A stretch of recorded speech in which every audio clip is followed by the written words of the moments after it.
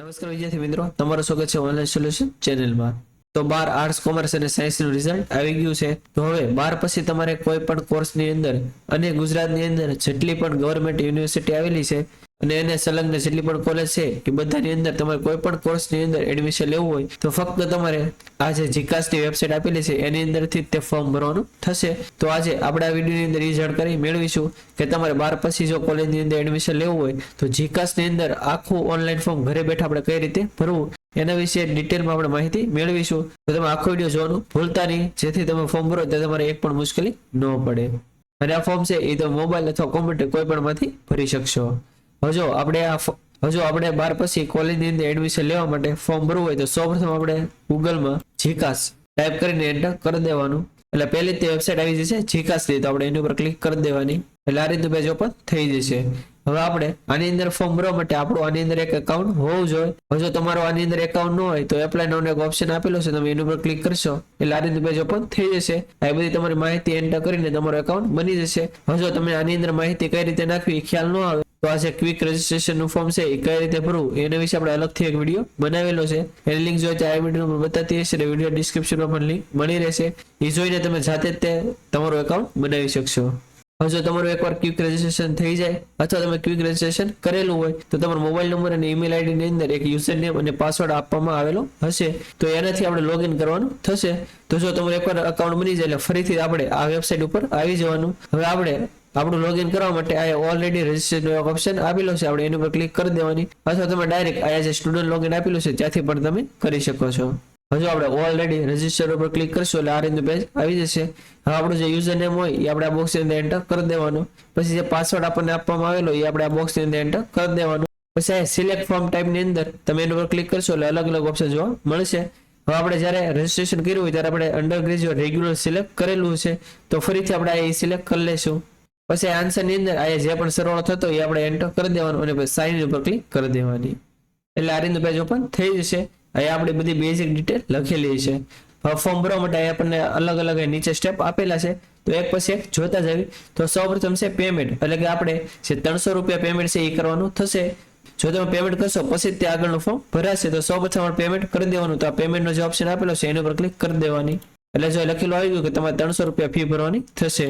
પછી આપણે પેમેન્ટ કરવા માટે ઇનિશિયેટ પેમેન્ટ એની ઉપર ક્લિક કરી દેવાની, એટલે આ રીતનું પેજ ઓપન થઈ જશે।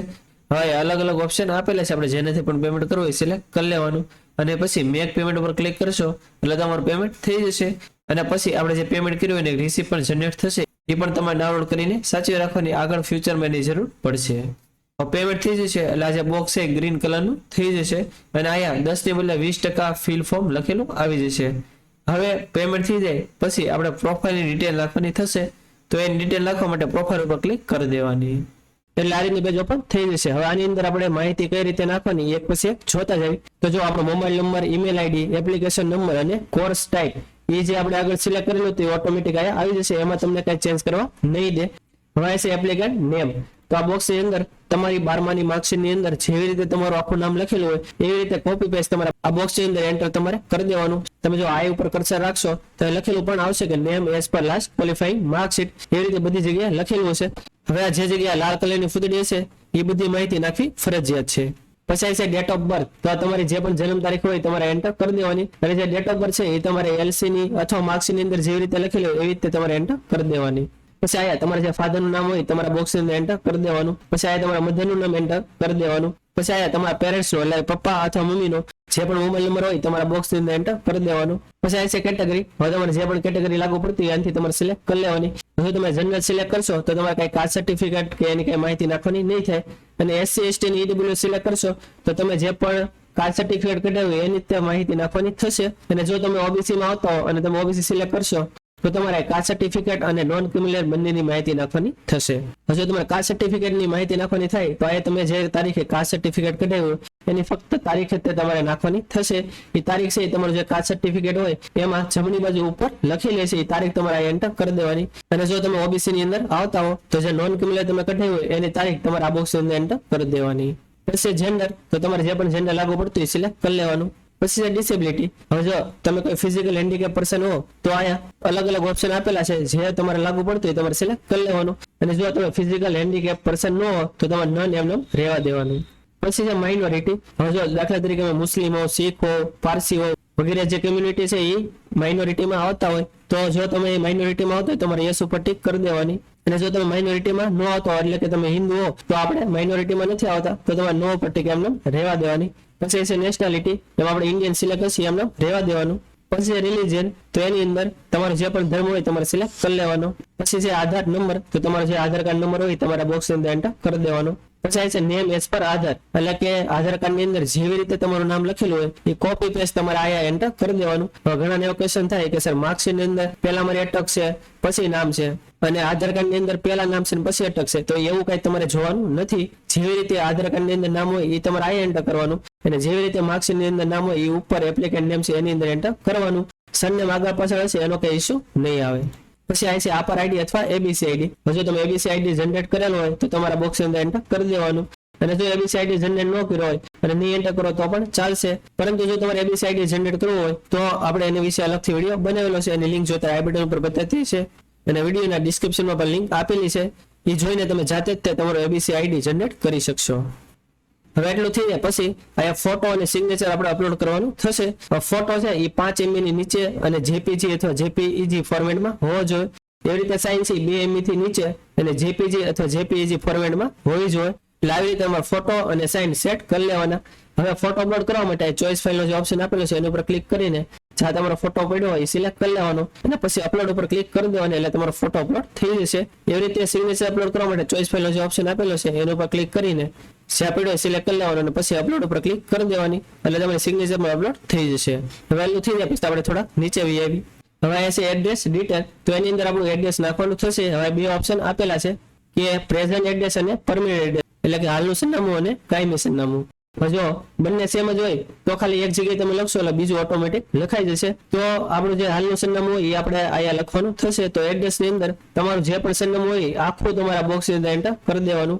તો સ્ટેટ ની અંદર જે પણ સ્ટેટમાં તમે રહેતા હોય સિલેક્ટ કરી લેવાનું. ડિસ્ટ્રિક્ટ ની અંદર જે પણ ડિસ્ટ્રિક્ટ ની અંદર રહેતા હોય એ સિલેક્ટ કરી લેવાનું. તાલુકાની અંદર તમારે જે પણ તાલુકો લાગુ પડતો હોય એ સિલેક્ટ કરી લેવાનું. પછી વિલેજ, એટલે કે તમે જો ગામડે રહેતા હોય તમારું ગામનું નામ એન્ટર કરી દેવાનું અને સિટીમાં રહેતા હોય તમારું સિટીનું નામ એન્ટર કરી દેવાનું. પછી પિનકોડ ની અંદર તમારા એરિયાનો જે પણ પિનકોડ હોય તમારે એન્ટર કરી દેવાનું. પછી જો તમે ગામડે રહેતા હોય તો તમારે ગ્રામ્ય રૂરલ સિલેક્ટ કરી લેવાનું અને જો તમે સિટીમાં રહેતા હોય તો તમારે અર્બન શહેરી સિલેક્ટ કરી લેવાનું. પછી કાયમી સરનામું આપણે એન્ટર કરવાનું થશે. જો હાલનું અને કાયમી બંને સેમ જ હોય તો તમે સેમ એઝ પ્રેઝન્ટ ઉપર ક્લિક કરશો એટલે આયા તમે જે એડ્રેસ લખેલું છે એ બધું આયા આવી જશે. અને ઇન કેસ કોઈને જો કાયમી સરનામું અલગ હોય તો તમે આ જે રીતે આપણે એન્ટર કર્યું એવી રીતે એન્ટર કરી શકો છો. પછી આ નીચે છે 10th ડિટેલ, એટલે કે આપણે જે 10માની ડિટેલ હોય આપણે એન્ટર કરવાની થશે. તો એની અંદર પેલું છે પાસિંગ મંથ, એટલે કે આપણે 10મું છે કયા મહિનામાં પાસ કરેલું છે એ આપણે સિલેક્ટ કરી લેવાનું. જો તમને ખ્યાલ ન હોય તો તમારા માર્કશીટ ની અંદર મહિનો અને યર લખેલો હશે એ પ્રમાણે તમારે સિલેક્ટ કરી લેવાનું. પછી છે પાસિંગ યર, એટલે કે તમે કયા વર્ષે પાસ કરેલું છે એ તમારે યર સિલેક્ટ કરી લેવાનું. પછી સીટ નંબર ની અંદર તમારા 10માની અંદર જે પણ સીટ નંબર હોય તમારે આ એન્ટર કરી દેવાનું. ઇન કેસ કોઈને એક કરતા વધારે ટ્રાય આપેલી હોય તો છેલ્લે જે પરીક્ષા આપેલી હોય એનો જે સીટ નંબર હોય એ તમારા બોક્સ ની અંદર એન્ટર કરી દેવાનો. પછી પર્સન્ટેજ ની અંદર તમારે 10મામાં જેટલા પણ પર્સન્ટેજ આવેલા હોય એ તમારા બોક્સ ની અંદર એન્ટર કરી દેવાના. હવે આપણે જેટલી પણ માહિતી નાખેલી છે એ બધી એકવાર જોઈ લેવાની. જો બધી ઓકે જ હોય તો આપણે સેવ એન્ડ નેક્સ્ટ એની ઉપર ક્લિક કરી દેવાની. હવે આપણે પ્રોફાઇલની ડિટેલ એન્ટર કરશું એટલે ગ્રીન ટીક આવી જશે. હવે આપણે એકેડમિક ડિટેલ એન્ટર કરવાની થશે. તો એની માટે આપણે એકેડમિક નો જે ઓપ્શન આપેલો છે આપણે એની ઉપર ક્લિક કરી દેવાની એટલે આરએનનું પેજ ઓપન થઈ જશે. હવે આપણે આયા આપણી એજ્યુકેશન ડિટેલ નાખવાની થશે. આપણે આગળ 10માની માહિતી એન્ટર કરી દીધી છે. હવે આપણે આયા 12માની જે ડિટેલ હોય એ એન્ટર કરવાની થશે. તો એમાં આ બે ઓપ્શન આપેલા છે કે HSC અને ડિપ્લોમા ઇક્વિવેલન્ટ. જો તમે 11-12 કરેલું હોય તો તમારો પહેલો ઓપ્શન છે HSC લાગુ પડશે. ઇન કેસ કોઈ ડિપ્લોમા પાસ કરેલું હોય અને ડિપ્લોમા ઉપર 12 ઇક્વિવેલન્ટ સર્ટિફિકેટ કઢાવેલું હોય તો એને બીજો ઓપ્શન સિલેક્ટ કરવાનો થશે. એટલે તમારે જે પણ લાગુ પડતું એ સિલેક્ટ કરી લેવાનું. મોસ્ટલી બંનેની અંદર માહિતી તો સેમ જ તે નાખવાની આવશે. જો તમે 11-12 કરેલું હોય આર્ટ્સ કોમર્સ કે સાયન્સ કોઈ પણ કરેલું હોય તો તમે પહેલો ઓપ્શન સિલેક્ટ કરી લેવાનું. પછી આ છે એક્ઝામ બોર્ડ, એટલે તમે જે 12મું છે કયા બોર્ડમાંથી પાસ કરેલું છે સિલેક્ટ કરી લેવાનું. મોસ્ટલી બધા ગુજરાત સેકન્ડરી અને હાઈ સેકન્ડરી એજ્યુકેશન બોર્ડમાંથી તે પાસ કરેલું હોય એટલે પહેલા તે ઓપ્શન આપેલો છે તો આપણે સિલેક્ટ કરી લેવાનું. પછી જે પાસિંગ યર, એટલે કે તમે કયા વર્ષે 12મું પાસ કરેલું છે એ સિલેક્ટ કરી લેવાનું. પછી પાસિંગ મંથ ની અંદર તમે કયા મહિનામાં પાસ કરેલું છે મંથ સિલેક્ટ કરી લેવાનું. એ તમારી માર્ક્સ ની અંદર મહિનો અને યર બંને લખેલું હશે. પછી સીટ નંબર ની અંદર તમારા 12માની અંદર જે પણ સીટ નંબર હોય તમારા બોક્સ ની અંદર એન્ટર કરી દેવાનો. અને ઇન કેસ કોઈને 12મામાં એક કરતા વધારે ટ્રાય હોય તો છેલ્લી જે ટ્રાય હોય એનો સીટ નંબર તમારા બોક્સ ની અંદર એન્ટર કરી દેવાનો. અને પછી તમે ફેચ બોર્ડ ડેટા એની ઉપર ક્લિક કરશો એટલે તમારું જે પણ આ ડેટા છે ઓટોમેટિક આ ફિલ થઈ જશે. ઇન કેસ જો ન થાય અને મેન્યુઅલી કરવાનો થાય તો આપણે કઈ રીતે કરવાનું એ જોઈ લેવી. તો જો મેન્યુઅલી આપણે ડેટા એન્ટર કરવાનો થાય તો તમારા સ્ટ્રીમ ની અંદર તમે 12મું છે કે એમાંથી પાસ કરેલું છે તમારે સિલેક્ટ કરી લેવાનું. એક્ઝામ્પલ તરીકે અત્યારે હું કોઈ પણ સિલેક્ટ કરી લઉં છું. પછી છે નેમ એઝ પર HSC અથવા ડિપ્લોમા માર્કશીટ. તો જો આ બોક્સ છે એની અંદર તમારે માર્કશીટ ની અંદર જે રીતે નામ લખેલું છે કોપી પેસ્ટ તમારે આ બોક્સ ની અંદર એન્ટર કરી દેવાનું. પછી છે નંબર ઓફ અટેમ્પ એટલે કે તમે 12મું છે એ કેટલી ટ્રાય પાસ કરેલું છે એ તમારે આ એન્ટર કરવાનું થશે. જો તમે પહેલા ટ્રાય પાસ કરેલું હોય તો તમારે એક એન્ટર કરી દેવાનું. ઇન કેસ કોઈને એક કરતા વધારે ટ્રાય હોય તો એ પ્રમાણે આ એન્ટર કરી દેવાનું. પછી આ છે ઓપ્ટેડ માર્ક ઓનલી થિયરી. હવે જો આ બે અલગ અલગ ઓપ્શન જોવા મળશે કે ઓનલી થિયરી અને થિયરી પ્લસ પ્રેક્ટિકલ.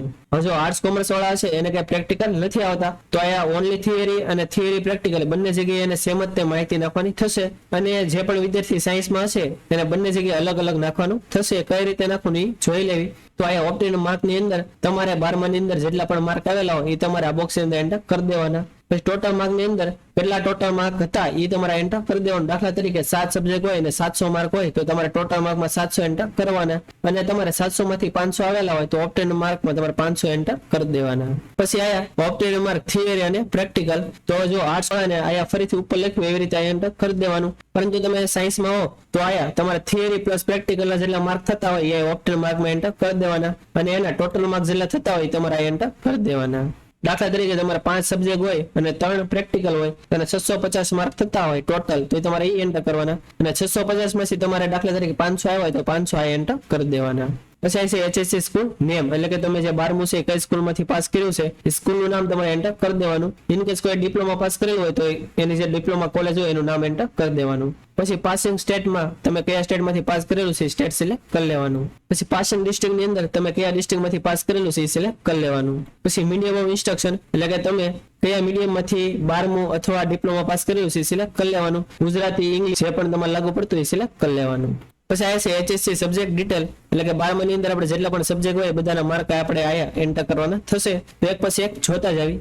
દાખલા તરીકે તમારે ગુજરાતી સબ્જેક્ટ હોય તો તમારે ગુજરાતી એન્ટર કરી દેવાનું. એટલે અલગ અલગ ઓપ્શન જોવા મળશે.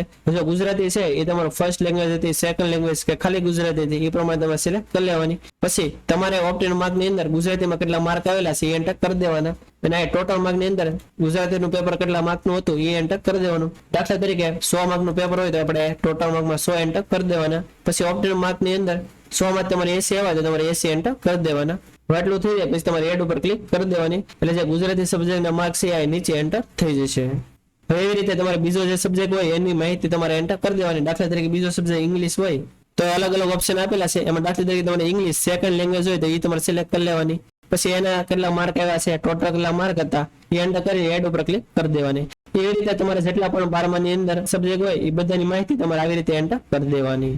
હવે ઇન કેસ કોઈને જો ડિપ્લોમા પાસ કરેલું હોય તો એની માહિતી કઈ રીતે નાખવાની શોર્ટલી જોઈ લેવી. તો તમે જો ડિપ્લોમા ઉપર ક્લિક કરશો તો આપણે આગળ જોયું એવી રીતે બધી માહિતી આવશે. ખાલી માઇનર ફેર પડશે તો એમાં છે મેઇન સબ્જેક્ટ નેમ. તો મેઇન સબ્જેક્ટ નેમ ની અંદર આપણે ડિપ્લોમા જે પણ સ્ટ્રીમ ની અંદર કર્યું હોય એની અંદર આપણે જે પણ મેઇન સબ્જેક્ટ આવતા હોય તેના નામ આપણે આ બોક્સ ની અંદર એન્ટર કરી દેવાના. બધા એન્ટર નહીં કરો તો ચાલશે પરંતુ જે મેઇન સબ્જેક્ટ તમારે ડિપ્લોમા આવતા હોય એના નામ તમારે આ બોક્સ ની અંદર એન્ટર કરી દેવાના. અને બાકીનું આપણે આગળ જોઈએ એમ જે પણ તમારે લાગુ પડતું હોય એ માહિતી એન્ટર કરી દેવાની. અને પછી સેવ એન્ડ નેક્સ્ટ એની ઉપર ક્લિક કરી દેવાની. હવે બધી માહિતી એન્ટર થઈ જાય પછી તમારે એકવાર વેરીફાઈ કરી લેવાની. જો બધી જ ઓકે હોય તો આપણે સેવ એન્ડ નેક્સ્ટ એની ઉપર ક્લિક કરી દેવાની. પછી આ છે quota and entrance exam detail તો આપણે એની ઉપર ક્લિક કરી દેવાની એટલે આરની પેજ ઓપન થઈ જશે. હજુ આ અલગ અલગ 5 કોટા આપેલા છે. જો તમારે આમાંથી કઈ લાગુ પડતો હોય એટલે કોટાની અંદર તમારે એડમિશન લેવું હોય તો તમારે સિલેક્ટ કરી લેવાનું. અને ઇન કેસ તમારે આ જો કઈ કોટા લાગુ ન પડતો હોય તો તમારે સિમ્પલી સેવ એન્ડ નેક્સ્ટ એની ઉપર ક્લિક કરી દેવાની. હવે એકેડમિક ડિટેલ એન્ટર થઈ જશે એટલે ગ્રીન કલરનું બોક્સ આવી જશે. હવે આપણે આગળનું ફોર્મ જોઈએ એ પહેલા તમે જો આપણી ચેનલમાં નવો હો આપણી ચેનલ હજી સુધી સબસ્ક્રાઇબ ન કરી હોય તો ચેનલને સબસ્ક્રાઇબ કરવાનું ભૂલતા નહીં જેથી આવી જ માહિતી તમને સમયસર મળતી રહે. હવે આપણે ચોઈસ ફિલિંગ કરવાનું થશે તો એની માટે જે ચોઈસ નો ઓપ્શન આપેલો છે આપણે એની ઉપર ક્લિક કરી દેવાની એટલે આ રીતનું પેજ ઓપન થઈ જશે. હવે આપણે જે પણ કોલેજની અંદર અને જે પણ કોર્સમાં એડમિશન લેવું એ સિલેક્ટ કરવાનું થશે. કઈ રીતે કરવાનું તે જોઈ લેવી. તો પહેલો ઓપ્શન આપેલો છે યુનિવર્સિટી નેમ તો આપણે એની ઉપર ક્લિક કરશું. તમારે જે પણ યુનિવર્સિટીની અંદર એડમિશન લેવું હોય એ તમારે સિલેક્ટ કરી લેવાનું. દાખલા તરીકે મારે MKBU ભાવનગરની અંદર એડમિશન લેવું છે તો એ યુનિવર્સિટી હું સિલેક્ટ કરી લઈશ. પછી આવશે પ્રોગ્રામ નેમ, તો તમે આની ઉપર ક્લિક કરશો તો તમારે એની અંદર એડમિશન લેવું છે. દાખલા તરીકે તમે આર્ટ્સ કરેલું હોય તો BA માં એડમિશન લેવું છે, કોમર્સ કરેલું હોય તો BCom છે, BBA છે, BCA છે, અથવા તમે સાયન્સ કરેલું હોય તો BSc માં એડમિશન લેવું હોય. તો એવી રીતે આ અલગ અલગ ઓપ્શન આપેલા છે, તમારે જેમાં પણ એડમિશન લેવું હોય તમારે સિલેક્ટ કરી લેવાનું. દાખલા તરીકે અત્યારે હું કોઈ પણ એક સિલેક્ટ કરી લઉં છું. પછી ડિસ્ટ્રિક્ટ ની અંદર તમારે કયા ડિસ્ટ્રિક્ટ ની અંદર એડમિશન લેવું છે એ તમારે સિલેક્ટ કરી લેવાનું. પછી ઇન્સ્ટિટ્યૂટ ટાઈપમાં તમે આની ઉપર ક્લિક કરશો એટલે અલગ અલગ ઓપ્શન જોવા મળશે. તો જો તમારે ગવર્મેન્ટ કોલેજમાં એડમિશન લેવું હોય તો તમારે ગવર્મેન્ટ સિલેક્ટ કરી લેવાનું અને પછી તમારે સર્ચ ઉપર ક્લિક કરી દેવાની. તો અહીં નીચે અવેલેબલ કોર્સ ની અંદર જેટલી પણ ગવર્મેન્ટ કોલેજ ની અંદર BA થતું હશે એનું નામ અહીંયા આવી જશે. તમને અહીંયા ગવર્મેન્ટ કોલેજ નું નામ છે, કઈ જગ્યાએ કોલેજ આવેલી છે, કયા કયા સબ્જેક્ટમાં થાય છે, પછી કયા કયા મીડિયમમાં થાય છે, ગુજરાતી, ઇંગ્લિશ વગેરે જે પણ લાગુ પડતું હોય, પછી એજ્યુકેશન મોડ છે એ વગેરે માહિતી અહીંયા લખેલી છે. તમારે બધી એકવાર ચેક કરી લેવાની. હવે જો તમારે જે પણ કોલેજ પસંદ કરવાની થાય તો એ તમારે કઈ રીતે કરવાની. દાખલા તરીકે તમારે ગવર્મેન્ટ આર્ટ્સ કોલેજ ઘોઘા રાખવી હોય, એમાં તમારે ઇંગ્લિશ સબ્જેક્ટ રાખવો હોય તો આ કોલેજ તમારે સિલેક્ટ કરવાનું થાય તો તમારે જે પ્લસનું નિશાન આપેલું છે એની ઉપર ક્લિક કરી દેવાની. તો નીચે અહીંયા કોલેજ સિલેક્ટ થતી જશે. તો નીચે ટોટલ સેવ ચોઇસ છે એની અંદર એ થઈ જશે. એવી રીતે તમારે એક કોલેજ સિલેક્ટ થઈ ગઈ. પછી જો તમારે બીજી કોલેજ સિલેક્ટ કરવી હોય તો એની સામે પણ આ પ્લસનું નિશાન તમારે ક્લિક કરી દેવાનું એટલે બીજી ચોઇસમાં એડ થઈ જશે. એવી રીતે તમારે જેટલી પણ કોલેજ અને જેટલા પણ સબ્જેક્ટ સિલેક્ટ કરવા હોય આવી રીતે તમારે સિલેક્ટ કરી લેવાના. હવે જો દાખલા તરીકે અહીંયા ગવર્મેન્ટ કોલેજનું નામ આવશે. હવે તમે ગવર્મેન્ટની બદલે અહીંયા ગ્રાન્ટેડ એડ રેગ્યુલર ઉપર ક્લિક કરશો અને પછી તમારે ફરીથી સર્ચ ઉપર ક્લિક કરી દેવાની.